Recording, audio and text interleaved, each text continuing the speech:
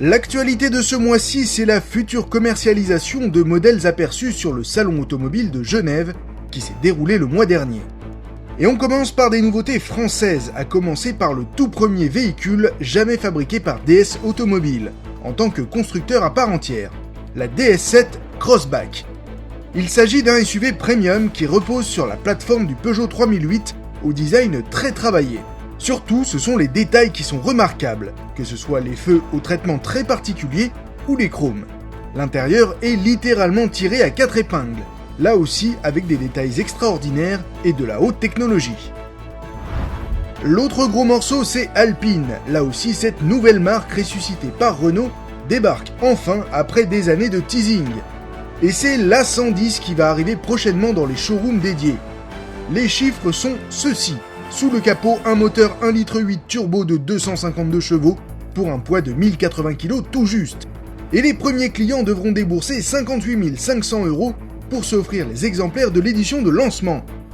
L'environnement de la marque, c'est encore Eric Reimann, directeur adjoint produit, qui nous en parle le mieux. Mais pourquoi le choix du nom l'A110 ? Nous avons fait le choix de l'A110 car nous assumons pleinement les gènes d'Alpine.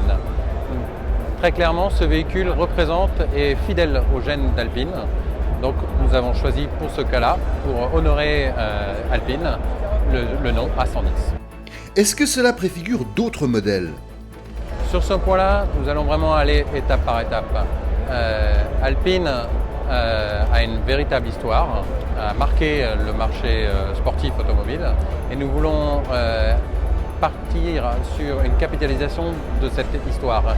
Et donc nous ne voulons surtout pas griller les étapes. Nous avons énormément d'idées, mais à ce jour, aucune décision n'a été prise sur le sujet. Alpine compte beaucoup en France, mais en dehors de l'Hexagone. Il est envisagé évidemment de vendre Alpine hors Hexagone, voire à travers le monde.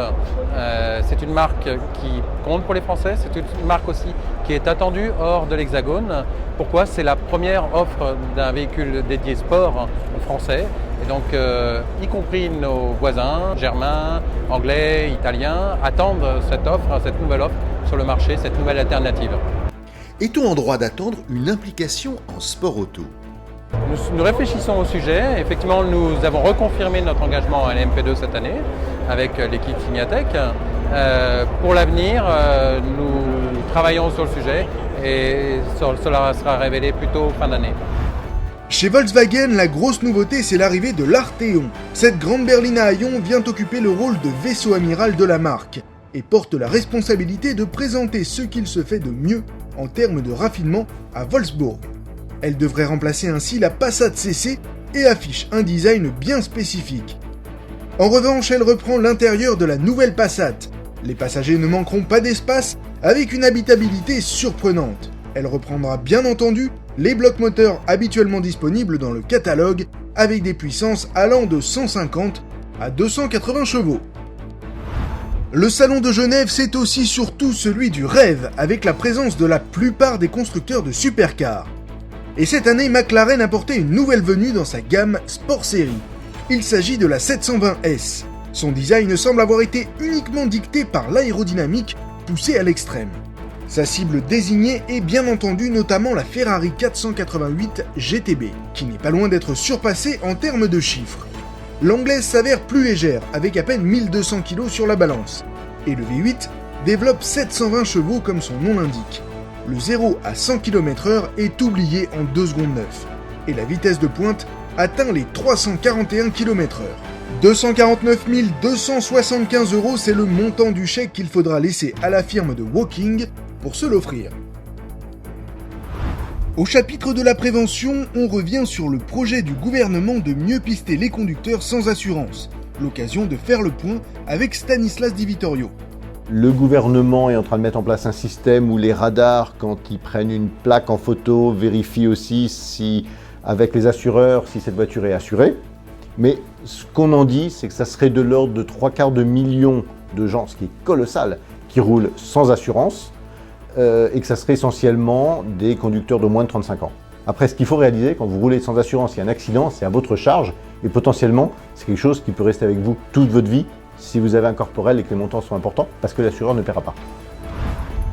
Plus fort que les supercars, ce sont les hypercars, et Aston Martin dégaine la Valkyrie. Cette voiture, elle a été pensée et conçue par le plus illustre des ingénieurs de Formule 1, Adrian Newey, qui a fait de Williams, McLaren et Red Bull, où il officie aujourd'hui, des écuries championnes du monde. Autant dire qu'il faut s'attendre peut-être au plus efficace des véhicules à 4 roues jamais produits. Elle repose sur une coque évidemment en carbone, avec un design qui n'a rien à envier à un prototype qui s'alignerait sur la grille des 24 heures du Mans. Pour la propulser, les Anglais ont fait appel à Cosworth, un préparateur de moteurs britannique de renom, qui a implanté au cœur de la bête un bloc hybride reposant sur un V12. Puissance affichée, 1000 chevaux pour bouger les 1000 kg de la voiture. Tenez-vous bien, elle devrait atteindre les 300 km/h en moins de 10 secondes. Au fait, pour l'acheter, c'est déjà trop tard.